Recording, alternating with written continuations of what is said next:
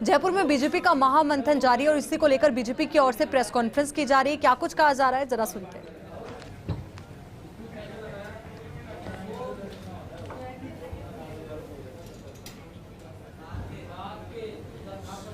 सबको नमस्कार। लगभग मुझे लगता है कि 2-2.5 साल बाद प्रत्यक्ष इस प्रकार पदाधिकारी, प्रदेश अध्यक्ष, संगठन मंत्रियों का मिलना, वैसे लगातार ऑनलाइन बैठकें तो होती रही,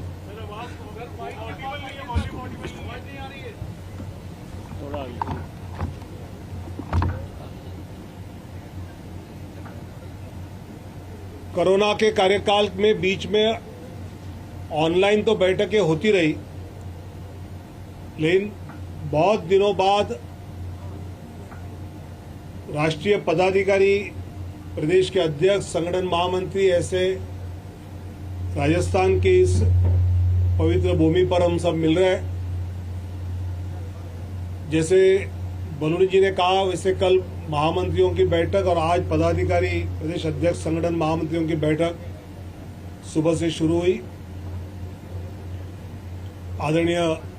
प्रधानमंत्री जी का मार्गदर्शन सबको प्राप्त हुआ और उसके बाद जो कार्यवाही चली उसमें प्रायः 3 वक्तव्य सभी पदाधिकारियों के सहमति से पारित हुए। उसमें इस 30 तारीख को मोदी जी की सरकार को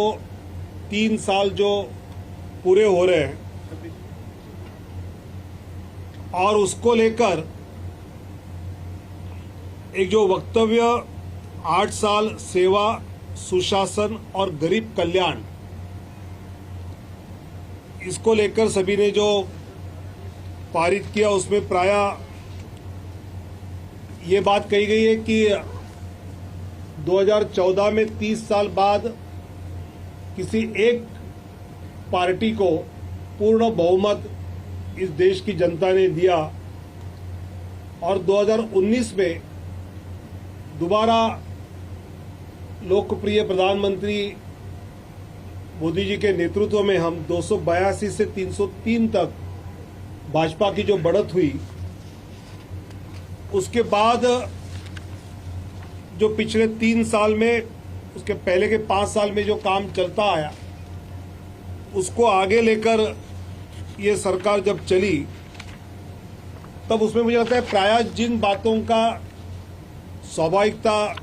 लोगों में चर्चा, उसमें ईज ऑफ डूइंग बिजनेस,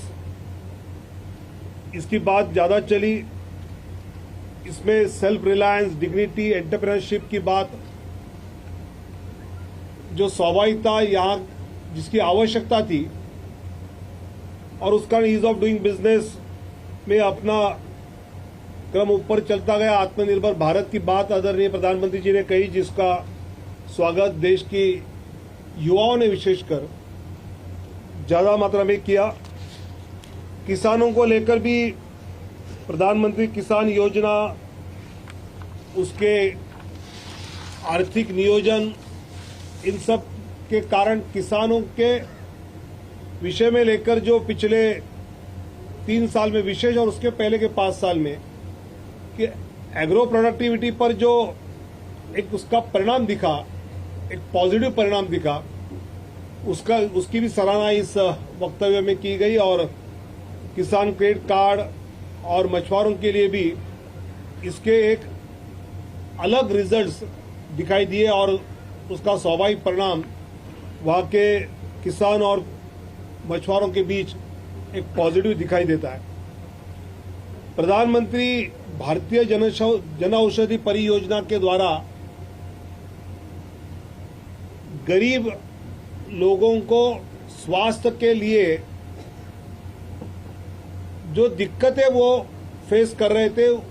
उससे कुछ उनको राहत जो मिली, उसका भी एक, जब हमारे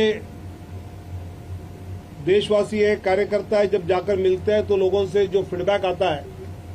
और विशेषतः कोरोना के कार्यकाल में इसका आयुष्मान भारत की योजना हो या मेडिकल की बाकी स्कीम्स हो, इसका लाभ मिलते हुए जो देखा,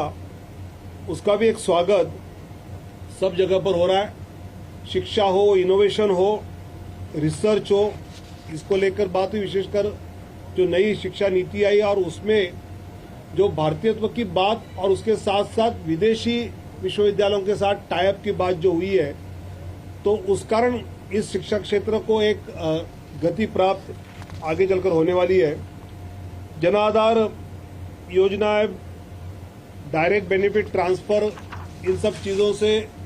कोरोना कार्यकाल में अगर 6,000 रुपया किसी के खाते में जमा है तो 6,000 रुपया जमा है। कहीं सरकारी व्यवस्था में उसका करप्शन नहीं, कुछ नहीं। जितना पैसा उस व्यक्ति के नाम पे निकाला उतना ही पैसा पहुंचा। राजीव गांधी जी की जो थियोरी थी कि 100 रुपया भेजा तो 15 रुपया पहुंचता, ये न होते हुए डायरेक्ट बेनिफिट ट्रांसफर्स और इस सब जनधन अकाउंट और इस योजना से पूरा लाभ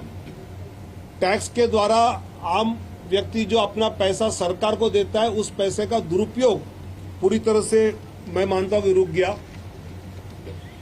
राजनीति पार्टियों के द्वारा सत्ता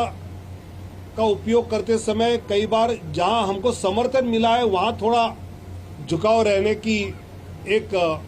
मानसिकता रहती थी, लेकिन प्रधानमंत्री आदरणीय मोदी जी ने एक